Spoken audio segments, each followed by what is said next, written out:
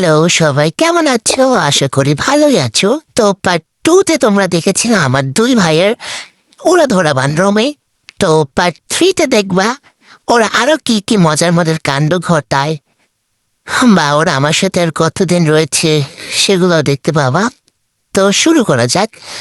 তো এই যে দেখো, ও হচ্ছে অগি, ওকে তো তোমরা চিনোই।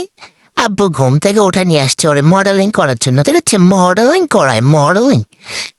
এই স্মৃতিগুলো আমার সারা জীবন মনে থাকবে, কারণ পরে তো আমি ওকে হারিয়ে ফেলেছিলাম।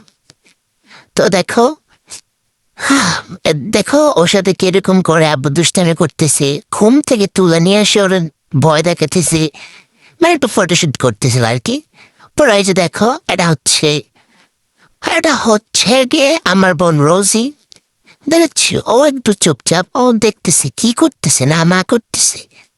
এটা হচ্ছে গিয়ে আমার ভাই, হ্যাঁ আমার ভাই অলিভিয়া। অলিভিয়া ঘুমিয়েছিল, গভীর ঘুম, মনে হচ্ছে ঘুমের ওষুধ খেয়ে ঘুমিয়ে গেছিল। আচ্ছা যাই হোক, ও সজাগ ছিল। তখন কিন্তু রাত 12টা বাজে। আর হচ্ছে গিয়ে অলিভিয়া তো সাধারণত ঘুমিয়ে থাকবে, তাই না? সবাই ঘুমিয়েছিল, তো এই দুই বান্দর তখন ঘুমায়নি। আমিও মনে হয় ঘুমিয়ে গেছিলাম। আমার ফটোশ্যুটটা নেওয়া হয়নি। আর যাই হোক, তো ওদের সাথে একটু দুষ্টামি ফাইজলামি করতেছিল। খালি দেখো দুই বান্দর, আর দেখো দেখো আবার পেছন দিয়ে পড়েও যাইতে নিয়েছিল। যাই হোক, পরে পড়ে নাই, মানে ছোট হলে কি হয়েছে, মাথায় বুদ্ধি দিয়ে ভরা।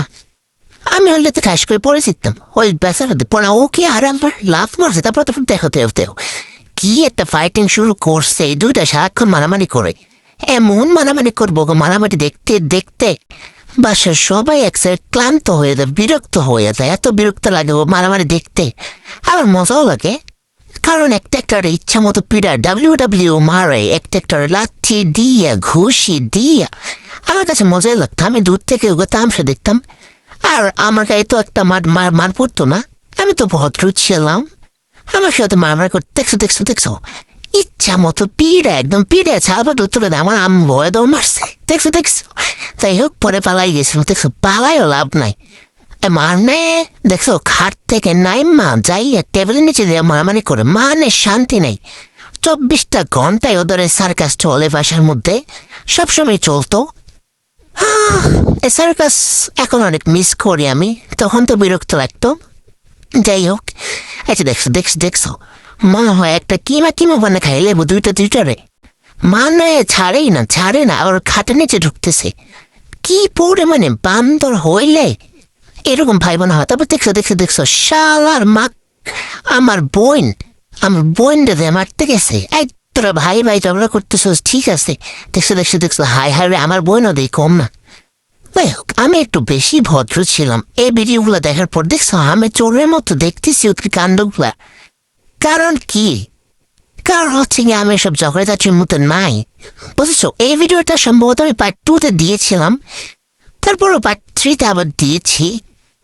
কারণ পার্ট 2 তে আমার মন মতো ভয়েস দিতে পারোনি, এজন্য পার্ট 3 তে আবার দিয়েছি। যাই হোক, ভগবানটামিগুলো এর এই ভিডিওটা আমার অনেক পছন্দ, এজন্য আবার দিয়েছি। তারপর দেখো কেম নাটক বাস আমার এবার সাপের মতো ব্যাং ট্যাঙ্গায়। তারপর দেখো আমি একটা বেলায় পিকনিক করতেছে। আমি দেখেছো আমার আব্বু কেমনে করে মাথাটা দিয়ে দেখতেছিল। মানে যাই হোক, মানে আমাদের বেরিয়ে করা দেখে আব্বুর হিংসা হচ্ছিল, এজন্য চাচ্ছিল উনিও ক্যামেরাতে চলে আসতে, কিন্তু আমি একটু ধমক দিয়েছিলাম, এজন্য ওরা আসে নাই। বুঝছো, মানে আমাকে একটু ভয় পাবে না, আমি একটু পাওয়ারফুল একটা বেলোস, আমাকে একটু ভয় পেতেই হবে, তাই। আচ্ছা যাই হোক, একটু বেশি মনে হয় চাপা মেরে ফেলতেছি, সমস্যা নয়, নিজের সম্পর্কে চাপা মারা যাচ্ছি। তারপর দেখো শালার ঘরে শালা কমলটারে দেখছো, মানে সবাই ওদের দিয়ে নাচ করতে, কি কর ডান্স করতে, মারামারি ডান্স করতে ব্যস্ত, আর ওই দুধু খায়। আচ্ছা যাই হোক, তারপর দেখো অলিভিয়া আমার আব্বুর কাছে এসে চুপি এরকম দাঁত দিয়ে দুষ্টামি করতেছিল, বুঝছো? তো দুষ্টামি করে সবসময় ওই জীবনে তেমন দেয় নাই। আমি তো যে জোরে কেমন দিই, আসলে আমার মধ্যে এসব দুষ্টামি ফুষ্টামি নাই। তারপর দেখো আমি ডাক দিয়েছিলাম, তারপর আমি বলেছি খবর তোর আব্বুর কাছে যাইস না, আব্বু তোর রাইট অপশন দিয়ে দেবো। তারপর দেখো এটা বলার পরও ভয় পেয়ে গেছিল। ভয় পাওয়ার পর আব্বু যখন ওকে দ্বিতীয়বার ধরছিল, ও তো ও মা গাও আব্বা গাও করে চিল্লাচ্ছিল, বুঝছো? মানে অনেক চিল্লাচিল্লা করতেছিল। পরে আর আব্বু বেশিক্ষণ ওকে ধরে রাখে নাই, ধরে ছেড়ে দিছিল। পরে আবার ধরছিল কেন জানি, আবার ও নাগিন ডান্স দিতেছিল। ওর নাগের ডান্স দেখে আব্বু একটু এন্টারটেনমেন্ট হয়ে একটু পরে ছেড়ে দিছিল। আচ্ছা যাই হোক, পরে এটা দেখো আমরা আম্মুকে চিকেন খেতে দিছিল। পরে আমরা সবাই চলে এসেছি। আর আম্মু বলতেছিল এই তোরা খাইস না, আমি তোদেরকে দিই আগে আমি খাই টেস্ট করে লাই, তারপর দেখি খাবারটা মজা কিনা, পরে তোরা খাইস। আমি আবার ভদ্র বাচ্চার মতো সরে গেছি। আর আমার ভাইটা দেখছো মানে কি লেভেলে যাও আমি করে বলছিল যে হচ্ছে আমাদেরকে পরে দিবি। আম্মু বলছিল, আরো দেখছো মানে পানে না যে আম্মুর মুখের মধ্যে ঢুকে খাবারটা নিয়েছে। আর আমার বোন রোজি দেখতে দেখতে ওদের দেখছো মানে ও থেকে ও শয়তান হয়ে যাচ্ছিল। তারপরে যে দেখো আমার বোনটা অনেক অসুস্থ ছিল, ওর ফ্লু হয়েছিল। আমার তখনও জানা ছিল না যে ও আমাদেরকে ছেড়ে চলে যাবে। আমার অনেক অনেক কষ্ট লাগতেছিল ভয়েসটা দেওয়ার সময়। এই যে দেখো আমার অলিভিয়া রোগী, দুইটা ভাই। এটাই ছিল ওদের সাথে আমার লাস্ট ভিডিও। এরপরে আর কখনই ওদের সাথে আমার দেখা হয়নি। আমার ফ্লু হয়েছিল, আল্লাহর মতো আমি বেঁচে গিয়েছি, কিন্তু ওরা অসুস্থ হয়ে গেছিল। পরে যে দেখো ওরা, এটা হচ্ছে ওদের লাস্ট খাবার। লাস্ট আমার সাথে আমি আমার ভয়েস দিতে পারতেছি না। হ্যাঁ, তো এটা হচ্ছে ওদের সাথে আমার লাস্ট ভিডিও। এই খাবারটা খেয়েছিল ওরা দুইজন মিলে। পরবর্তীতে সারা রাতে অনেক কম খাবার খেয়েছিল, ওরা একদমই কম খাবার খেয়েছিল। ফ্লোটা মূলত আমার হয়েছিল, কিন্তু আমার জন্য ওরা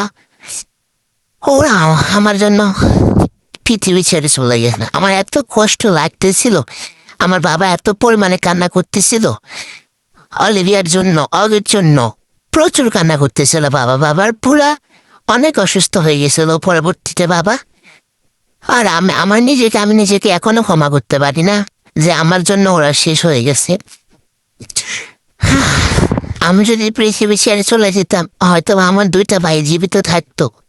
আমার আমি নিজেকে অপরাধ বোধ করি। যদি আমার একটা ভাই মারা যেত, তা আমি নিজেকে বোঝাতে পারতাম যে একটা মারা গেছে, কিন্তু আল্লাহ আমার দুইটা ভাইকে আমার থেকে নিয়ে নিয়েছে। আমি সেদিন আমার এত কষ্ট লাগতেছিল যে আমার জন্য, শুধুমাত্র আমার জন্য, আমার ফ্লুর জন্য আমার দুইটা ভাই একদম সুস্থ ছিল। ওদের খাবার দাবার টোটালি একদম সুস্থ ছিল। আমি খাবার খাইনি, 3 দিন খাবার খাইনি, আমার মরে যাওয়ার কথা ছিল। কিন্তু আমার দুইটা ভাই, আমি জানি না, আমি সত্যি জানি না আমার কি করা উচিত বা কি বলা উচিত। আচ্ছা যাই হোক, ওরা যখন জীবিত ছিল আমি ওদের নিয়ে অনেক মজা করতাম। সবসময় বলতাম তোরা ভালো না, তোরা বেশি দুষ্টামি করার, বেশি জ্বালাস। কিন্তু যখন ওরা মারা গেছে আমি তখন বুঝতে পারছি ভাইয়ের মূল্যটা কি। আমার তখন অনেক বেশি একা লাগতো। আমি অনেক মিস করি, আমি আজও ওদেরকে অনেক মিস করি। আমার বাসার জানলা থেকে ওদেরকে দেখা যায়। বাবাকে বলছি বাসার পাশে একদম কবর দিতে, বাবা একদম বাসার পাশে ওদের কবরটা দিছে।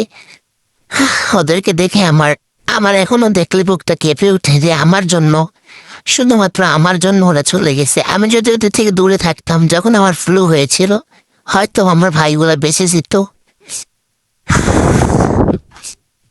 যাই হোক, তোমরা নিজেদের বাচ্চাদেরকে এরকম সাবধানে রেখো। যদি তোমাদের কোনো বেবিদের ফ্লু থাকে তাহলে অবশ্যই বাকি বাচ্চাগুলো থেকে সাবধানে রেখো। এটা হচ্ছে আমার সাজেশন। আমি আর কিছু বলতে চাচ্ছি না। তারপরে এই যে দেখো আমার দুইটা ভাইয়ের কবর। বাসায় আমি যখন জানতে পারি আমার মাথা আকাশ ভেঙে পড়ছিল। যাই হোক, আজকে আর বেশি কিছু বলতে চাচ্ছি না। পরবর্তী পার্টে আমি কিভাবে সময়গুলো কেটেছে, কত কষ্টে আমার দিনগুলো কেটেছে, সেই পর্ব নিয়ে আমি পরবর্তী পার্ট মানে 4র্থ পার্টে তোমাদের সাথে দেখা হবে। Bye bye.